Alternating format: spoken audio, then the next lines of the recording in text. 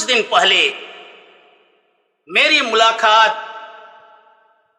गुड्डी नाम की एक बहन के साथ अलीपुर द्वार के रेलवे स्टेशन में हुआ। मैं उसे अच्छी तरह जानता हूं कि वह एक अच्छा कैथोलिक परिवार से आती है और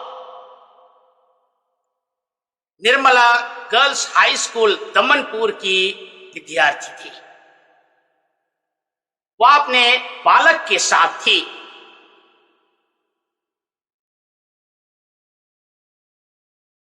एक दूसरे के साथ कुशल क्षेम का आदान प्रदान होने के बाद इस बहन ने मुझसे कहा, फादर जी, मैं गिरजा छोड़ दी। यद्यपि मेरा विवाह धर्म के नियम के अनुसार गिरजाघर में हुई, परंतु मैंने एक नीच जात के लड़के के साथ तुच्छ परिवार के साथ शादी की। इसलिए गिरजा जाने पर भी कोई बात करना नहीं चाहता है। गिरजा से निकलो और तुम्हें 10 बातें सुनने को मिलेगा। विवाह, शादी, छठी, बड़ी, मरी मरखी में कोई नहीं बुलाते हैं। हम लोग के पास कोई भी कैथोलिक लोग आते जाते नहीं, उठते बैठते नहीं। बड़ा अकेला लगता है। सोचती हूं हम लोग का कोई नहीं है। मनन चिंतन करती हूं कि मुझे भी ईश्वर ने अपने अनुरूप बनाया और हर प्रकार की खूबी से मुझे भर दिया, लेकिन हमारे ख्रिस्ती भाइयों का व्यवहार बता देता है कि उनके सामने मैं कुछ नहीं हूं। मैं तुच्छ हूं, तिरस्कृत हूं। ईश्वर तो केवल उनको बनाया है। लगता है ईश्वर भी उनका है, गिरजा भी उनका है, कलीसिया भी उनका है। फादर जी, मेरा पति बहुत अच्छा है। हम दोनों मिल बैठ के बातें किए और निर्णय किए कि अब से हम गिरजा छोड़ देंगे। सुन के मेरे मन में एक बवंडर उठने लगा। क्या है स्थिति आज हमारी कलीसिया का, हमारे समाज का। आपसे मैं एक बात नम्रता पूर्वक पूछना चाहूं, क्या आपकी दशा भी इस गुड्डी बहन की तरह तो कलीसिया में नहीं है? क्या आपने कभी अनुभव किया कि तुम तिरस्कृत, उपेक्षित समझे जाते हो, तुच्छ समझे जाते हो? क्या तुमने कभी अनुभव किया कि तुम उनके दृष्टि में आउटकास्ट हो, विजाति हो, नीच जात में से एक? क्या तुम्हारे चेहरे पर किसी ने तुमको यह तो नहीं कह दिया कि तुम हमारे समाज, हमारे कुटुंब, हमारे धर्म, हमारे मजहब और हमारी जाति से नहीं हो? सार्वजनिक स्थानों में इस प्रकार का तिरस्कृत करना, गिरे हुए मन मानसिकता के साथ सांप्रदायिक भेदभाव करना पाप है, बुरा है। यह कहना गलत होगा कि एक्लेजिया नुल्ला सालुस मुक्ति गिरजा से बाहर संभव नहीं है। संत मत्ती के सुसमाचार अध्याय 15 पद संख्या 22 से 28 में टायर प्रांत की एक कनानी स्त्री यीशु के पास आई।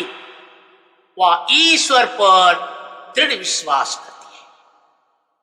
यीशु के समय टायर और सीदोन प्रांत गैर यहूदी प्रांत में गिना जाता था। इतिहास बताता है कि गैर यहूदी अनैतिक कार्यों में संलिप्त थे और अन्य देवी देवताओं का पूजा अर्चना करते थे। ये इस्राएलियों का कट्टर दुश्मन थे, इसलिए इस्राएलियों से लड़ाई करते रहते थे। यहूदी लोग इनको कुत्ता कहकर पुकारते थे, आउटकास्ट समझते थे, नीच समझते थे। आज उसी प्रांत से एक कनानी स्त्री आई और यीशु से सहायता के लिए अनुनय विनय कर रही। उसकी बेटी को दुष्ट आत्मा मरोड़ के रख दिया था। यह कनानी स्त्री यह नहीं कहती है कि मेरी बेटी को चंगा कर दीजिए, लेकिन कहती है, हे प्रभु दाऊद के पुत्र हम पर सहायता कीजिए। इतिहास बताता है कि इस कनानी स्त्री के पूर्वज अन्य देवी देवता का पूजा करा करते थे, लेकिन यह कनानी स्त्री यीशु को आने वाले मुक्तिदाता के रूप में देखती है और अपने जीवन का तारनहार सोचती है। इसलिए उसने कहा, हे प्रभु दाऊद के पुत्र मुझे सहायता कीजिए। यीशु अंतर्यामी है। उसे देखकर जान गए कि इसमें अटूट विश्वास है। यह जानकर भी उसकी विश्वास को परखना चाहते थे, इसलिए उसने 3 परीक्षाएं रखी। पहला, यीशु ख्रीस्त कनानी स्त्री की अनुनय विनय को सुना, परंतु कोई जवाब नहीं दिया। दूसरा, यीशु ख्रीस्त ने कहा, मैं इस्राएल के घराने के खोई हुई भेड़ों को खोजने आया। बहुत कठोर शब्द है, लेकिन यह वाक्यान यीशु ख्रीस्त और पिता ईश्वर के हृदय की बात नहीं कहा,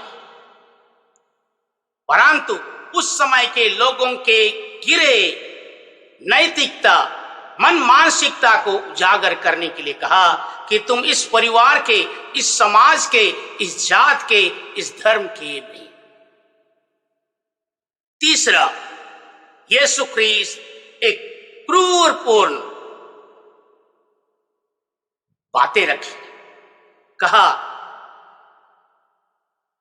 कि बच्चों के रोटी को लेकर पिल्लों के सामने रखना ठीक नहीं है।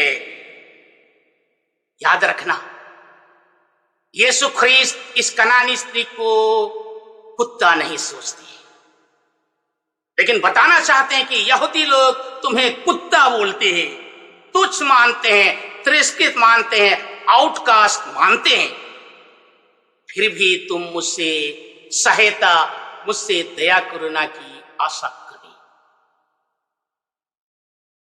कनानी स्त्री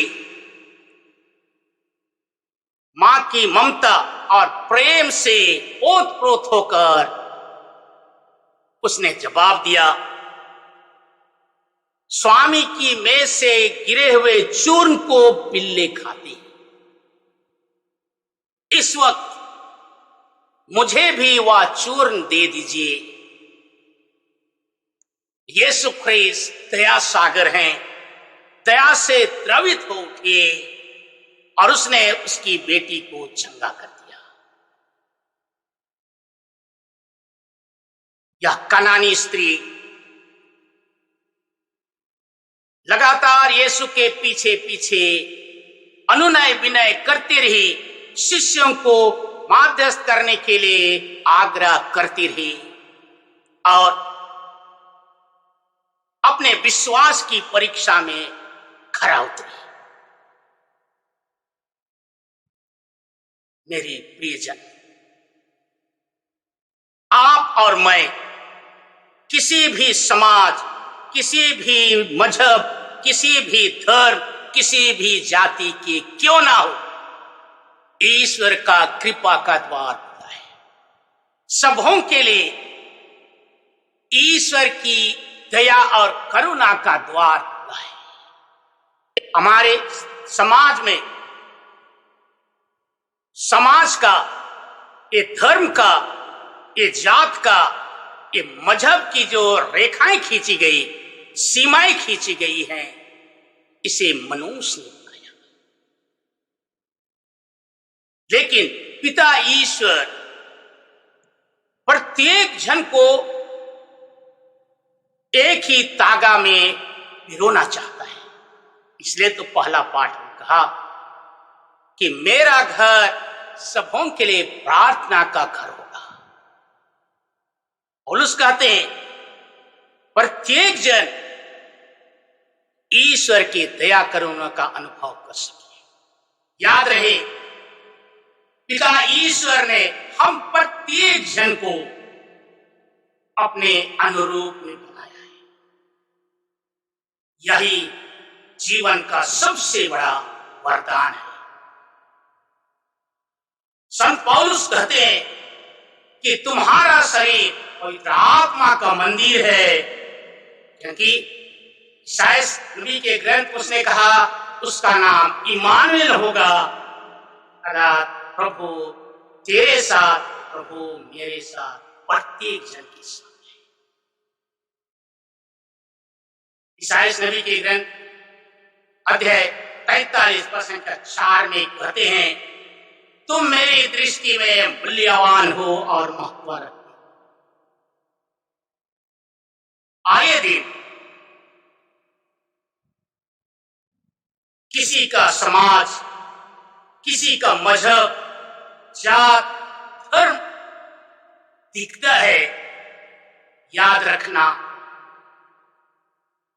उस व्यक्ति का धार्मिक शिक्षा और आध्यात्मिकता बहुत ही छिछला है। गिरे हुए नैतिकता के कारण व्यक्ति को इस प्रकार की छिछला व्यवहार, छिछला शब्द के द्वारा दूसरों को चोटें करती है। उनको जात, धर्म, मजहब और धर्म के आधार पर पुकारते हैं, बुलाते हैं, तुच्छ दृष्टि समझते हैं। इसलिए कबीरदास जी ने कहा, जात ना पूछो साधु की, पूछ लीजिए ज्ञान, मोल करो तलवार का, पड़ी रहन दो ज्ञान। प्रियजन, आइए अपने समाज में, अपने कलिसिया में, अपने जीवन में, अपने मजहब किसी को भी तुच्छ न करें।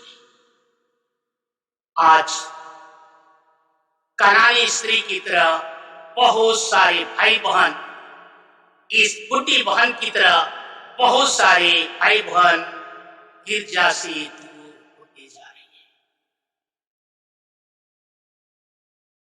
इस घाव को बांटने के लिए आपका व्यवहार चाहिए और ईश्वर से प्रार्थना चाहिए